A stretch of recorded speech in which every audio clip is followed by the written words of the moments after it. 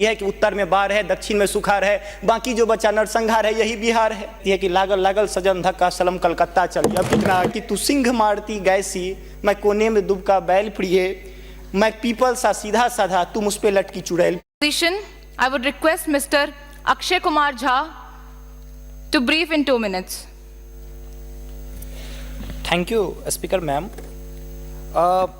2047 के विकसित भारत की परिकल्पना करते हुए हम पश्चिमी द्वार से बाहर निकल रहे थे, तभी पूर्वी द्वार में डॉक्टर APJ अब्दुल कलाम ने कहा कि अरे मेरे विकसित भारत 2020 की परिकल्पना को तो एनालिसिस करते जाओ।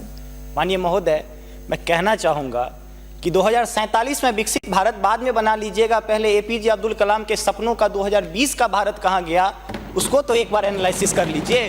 और मैं मानता हूं कि उसके एनालिसिस के पश्चात जो आपके पास जो रिजल्ट आएगा, जो परिणाम आएगा, वो 2047 के विकसित भारत की परिकल्पना को पूर्ण करने में कहीं ना कहीं बेहतर साबित होगा। मैं उस क्षेत्र से आता हूं जो बिहार को 2 भाग में बांटती है, एक नॉर्थ बिहार, एक साउथ बिहार। हमारा मिथिला का रीजन 6 महीने बाढ़ के पानी से ग्रसित रहता है। जब मैं राज्य सरकार से पूछता हूं तो कहते हैं कि विदेश का मामला है भैया, नेपाल पानी छोड़ देता है, मैं क्या करूं, उधर से चैना डैम बना देता है। अब तो राज्य में भी सरकार आपकी है, केंद्र में भी आपकी है, तो प्रभु कृपया कुछ तो मदद कीजिए। दूसरी बात, कोसी का संसद में कह दिया गया कि ड्रेस कोड ये होना चाहिए। अरे मैं बाढ़ के उस इलाके से आता हूं जहां आधा धोती पहन के संसद तक आना पड़ता है, न सड़क है न कुछ है, तो कैसे आऊंगा। उसी क्षेत्र का एक नंगा बच्चा हमसे कहता है कि साहब मैं बाढ़ से ग्रसित हूँ, और दक्षिण बिहार का एक बच्चा कहता है कि मैं सुखाड़ से ग्रसित हूँ, मेरे पास पीने के लिए पानी नहीं है। बीच वाला एरिया कहता है मैं नरसंहार से परेशान हूं। तो बिहार की एक परिभाषा बनती है कि उत्तर में बाढ़ है, दक्षिण में सुखाड़ है, बाकी जो बचा नरसंहार है, यही बिहार है। अब मैं कहां जाऊं।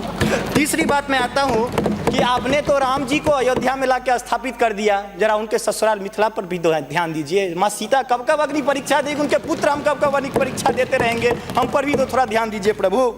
बाढ़ का पानी जब हमारे बिहार से निकलता है तो लगे लगे बंगाल चला जाता है, और जो भी हमारे पास रोजी रोटी रहती है खत्म हो जाती है। तो मेरी पत्नी भी कहती है कि लागल लागल सजन धक्का सलम कलकत्ता चली। अब कितना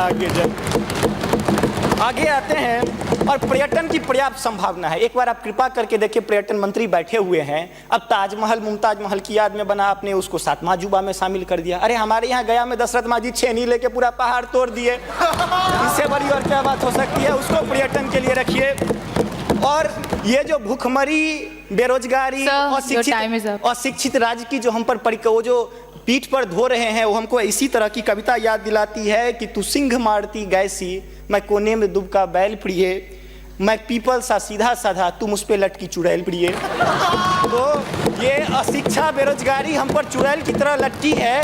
तो there is politics behind every politics. स्नातकोत्तर राजनीति विज्ञान में पढ़ाई होती है, उसको छोड़ के जरा राज्य और केंद्र में अब सामंजस्य स्थापित करके कृपा कीजिएगा प्रभु। बहुत बहुत धन्यवाद।